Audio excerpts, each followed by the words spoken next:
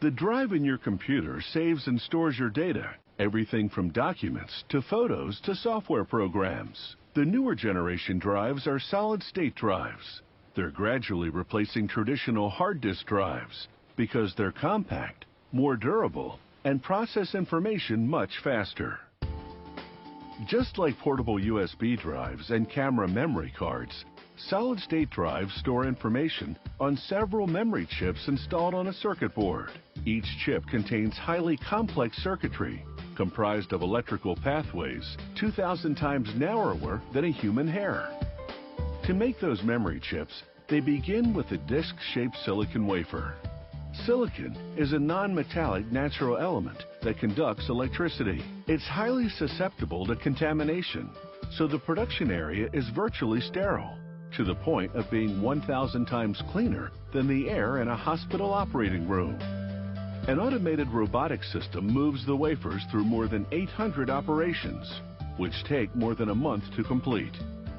Each wafer receives layer after layer of materials, some conductive such as copper, some non-conductive such as silicon dioxide.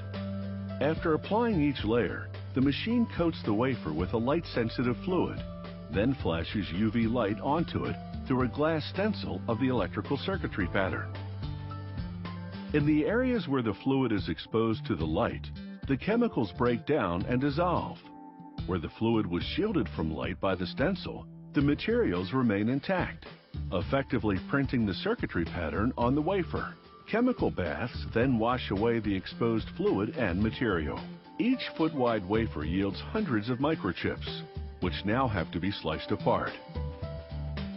The robotic cutting machine covers the wafer with an adhesive film to hold the chips in place while they're being cut loose from each other. The next machine inserts each clip in a protective plastic housing. Meanwhile, 6 circuit boards at a time enter a machine which applies a thin layer of tin alloy solder paste onto the areas where the memory chips and other components will go. As the boards exit the machine, a robotic arm picks off the components required for each drive from feeder spools and deposits them at their respective locations on the circuit board.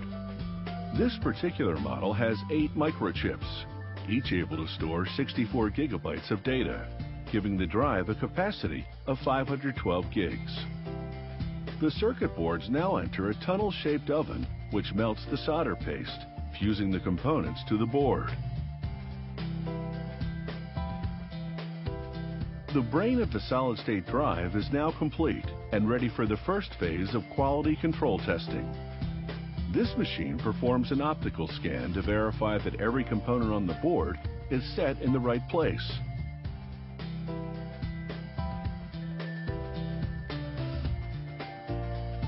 The next machine X-rays the board to verify that each component is securely soldered in the correct location.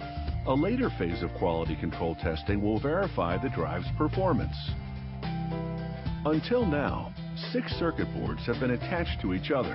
An automated router now cuts them apart, and workers insert each board into a protective plastic housing. A slot on the outside of this housing reveals the board's connector, by which the drive links to the computer. Solid-state drives come in different sizes. This particular model is large enough to replace a traditional hard disk drive. However, many models are smaller, designed to fit where disk drives can't, for example, in ultra-slim laptops. Every drive is labeled with its technical specs, model and serial numbers, and so on, along with a barcode for production tracking. Then they plug the drive's connector into a tester, which, after verifying that everything functions electronically, installs the drive's operating system. The drive moves to the next station, where it undergoes up to 60 hours of extensive performance testing to ensure that it stores and retrieves data correctly and at target speed. Packaging is twofold. First, a foil shield to prevent static electricity from damaging the drive. Then, a carton. And finally into a shipping box, headed for a destination somewhere around the world.